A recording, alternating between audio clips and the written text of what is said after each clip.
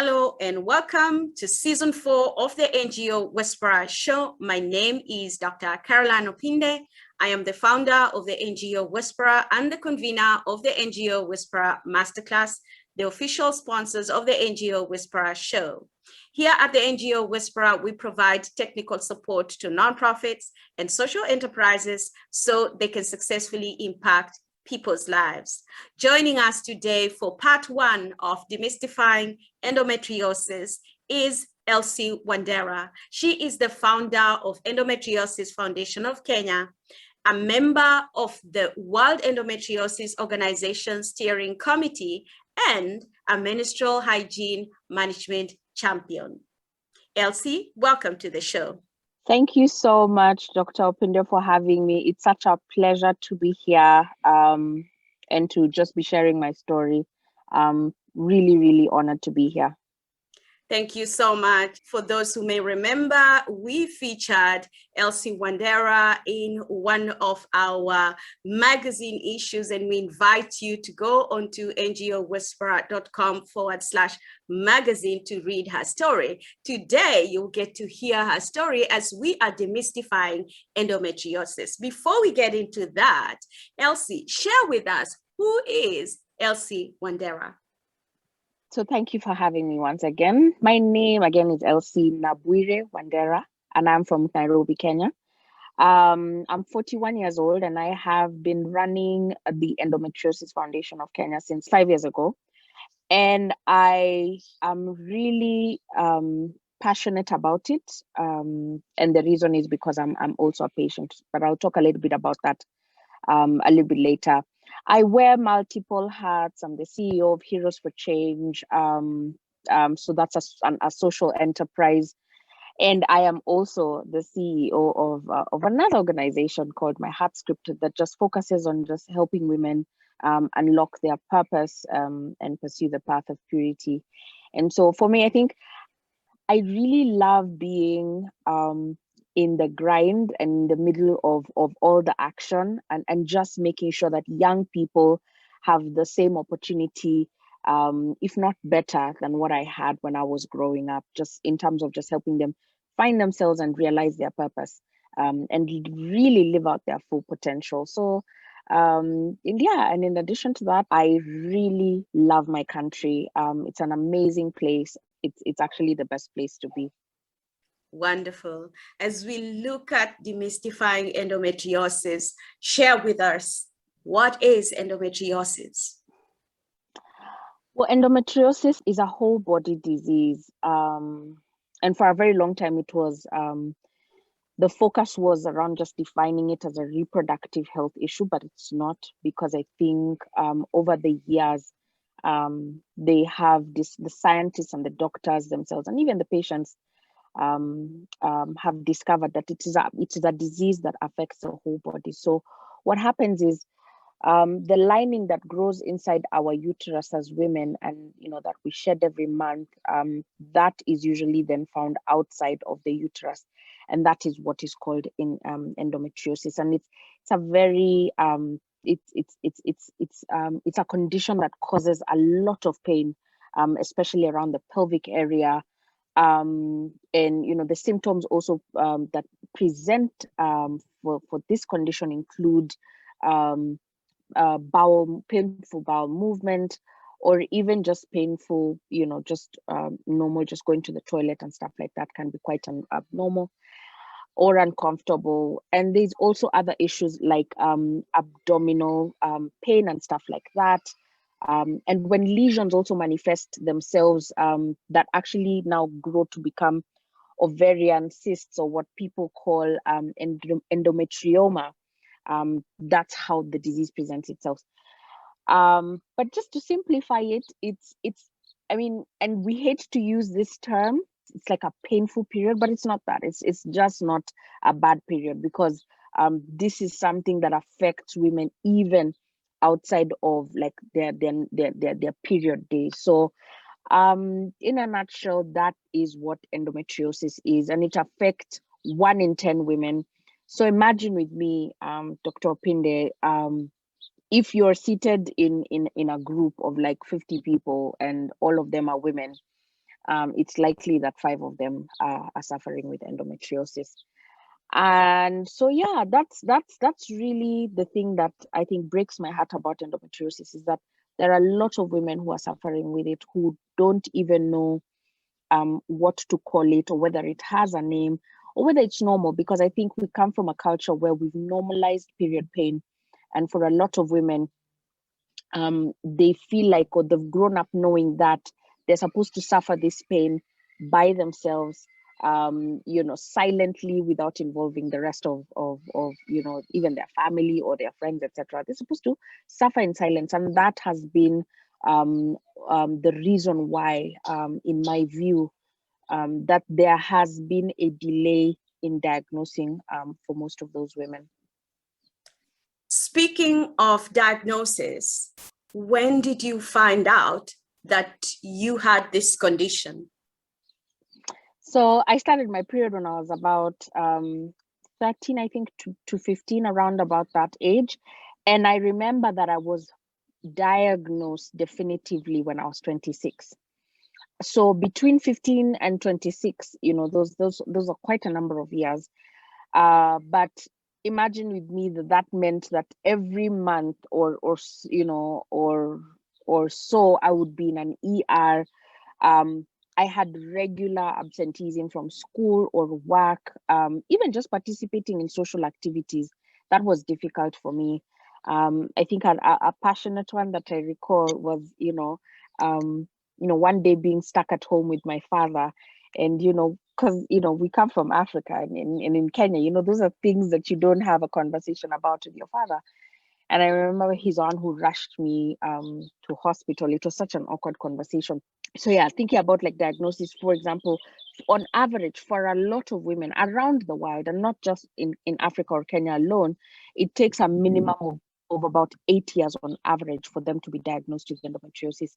And the reason is because the symptoms mimic other conditions. Like, for example, if you're having painful bowel movement, it's easy for the doctors to think, oh, this could be just pain, this could be irritable bowel syndrome, etc. And I remember there's a lady in Kenya whose lungs were collapsing because of endometriosis, but because she was seeing someone who thought it was something to do with her lungs, it had nothing to do with endometriosis. And it took a long time before they were able to resolve the issue for her. So I think just because of how endometriosis is a complex condition, I guess it also, I mean, I've come to that place where now I really just extend grace to the doctors. I mean, I don't expect them to move the mountains anymore for me. So it's just, whatever they can do, but if they could do it in a hurry, that would be great.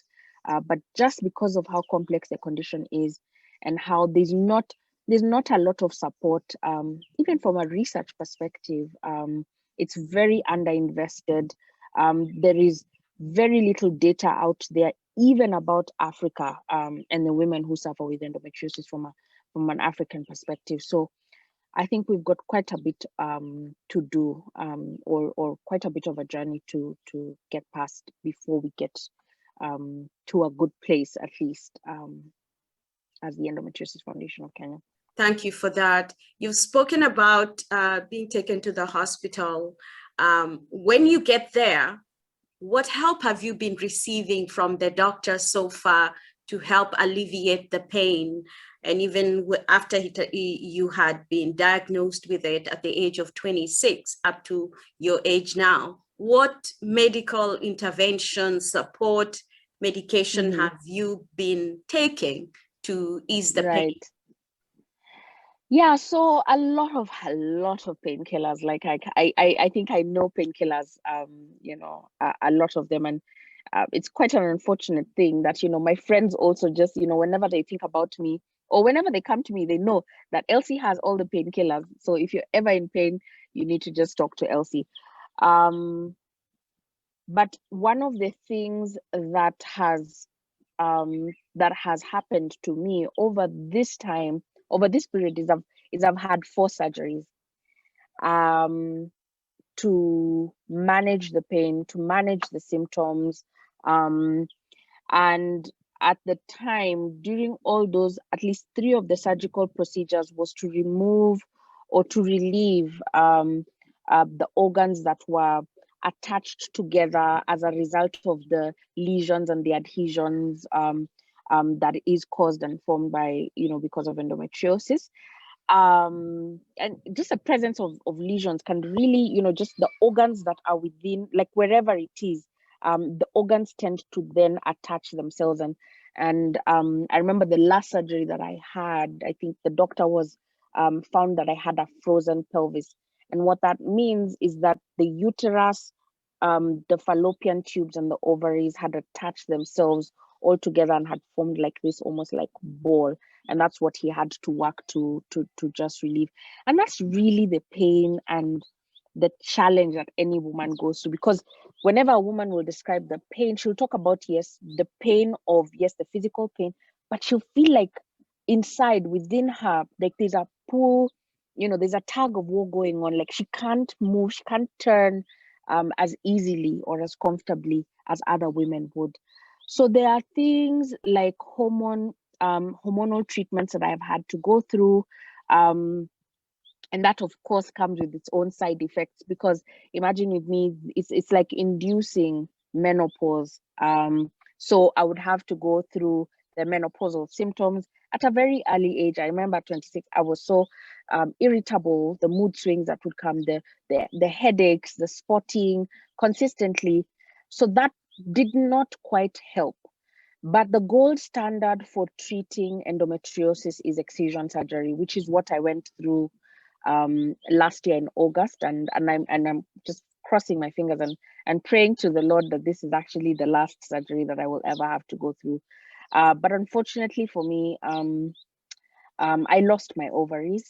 So the ability to naturally conceive is not possible for me.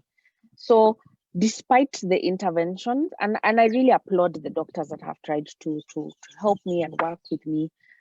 So in addition to even just their medical counsel and stuff like that, I have been directed to counseling psychologists or psychiatrists, because it came, endometriosis not only affects you physically, but also comes with a mental burden. And for me, it led me down that dark path of depression and, having to be put on medication, because I was just, just having to grapple the fact that, that I have been ill for so long. I have been going through pain for so many years. And it doesn't seem like there is a light at the end of the tunnel. But speaking to a therapist has helped me process this journey and certainly alleviate that burden and just, help me realize that, what, I'm okay. Like, even if I cannot naturally conceive, there are other ways of getting children. I can adopt children. And I think that remains the only option for me right now. But that's what the doctors have been able to do for me. So I currently am on a hormone replacement therapy, just because I lost my ovaries. Until I think I'll be on this until probably the age of 52 to about 55, to protect my heart and also bone density function. That is quite a lot for someone to take by themselves. And there is a nonprofit that you have founded to provide support, which is called the Endometriosis Foundation of Kenya. So share with us what services you offer to endometriosis warriors, and where do you operate in Kenya? So yes, we are based in Nairobi, Kenya. Our jurisdiction that has been provided by the NGO board is within 5 counties. So Mombasa, Nairobi, Kisumu, and then we've got Nakuru and then another town in Central. Those are the primary counties where we have jurisdiction according to the NGO board. But from when I started, it was primarily to ensure that I could, bring women together and just form a community, and just encourage other women to share their stories. Because I think, like I've shared earlier, I think there's always a sense or a feeling that I went through, asking myself, what am I going through, and what is this thing, and does it mean that I don't fit in society, or even at work, like, does it mean like like I'm an alien, like you feel quite strange and you feel quite out of place.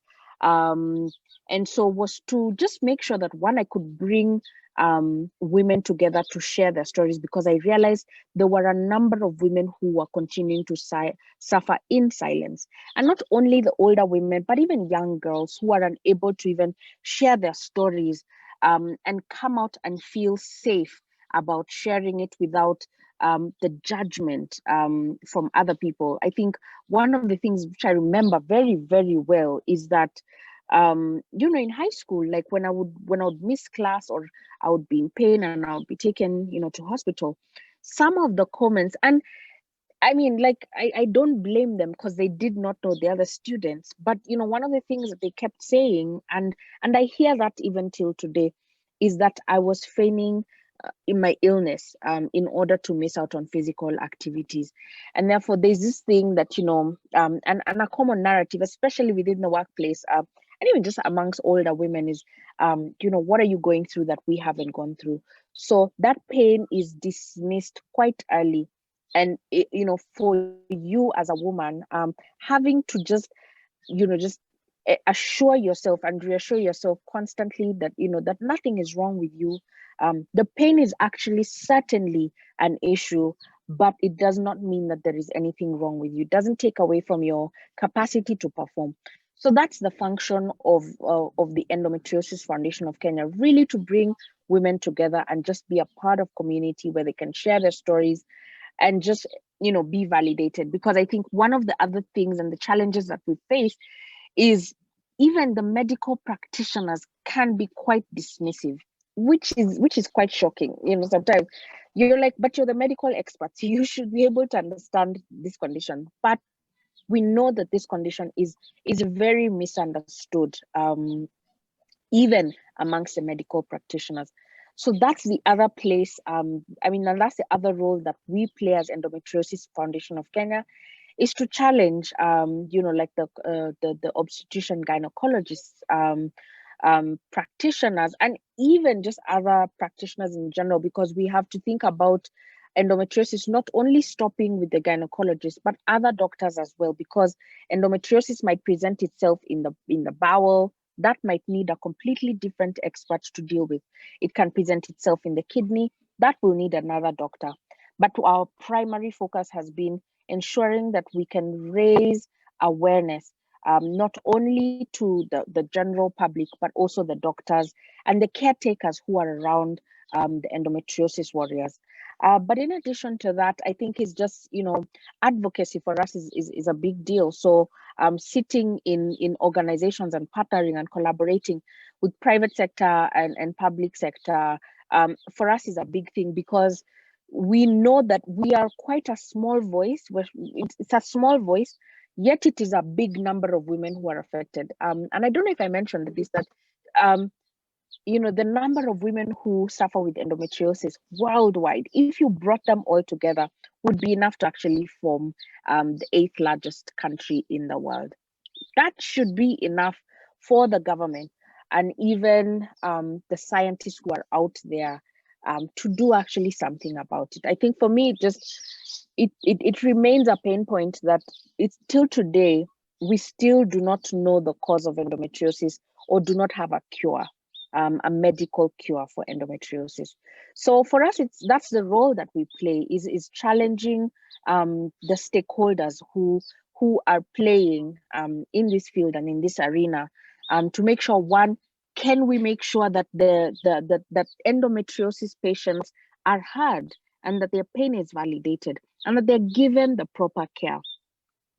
But the other thing that we do is we also challenge insurance companies, because medical access is it's another monster altogether. I mean, medical care, I think, just worldwide is just generally expensive. But you know, for us, even as women who are you know, just even, you know, we can afford insurance, that still is not covered by our insurance agencies, and is categorized as fertility treatment, etc.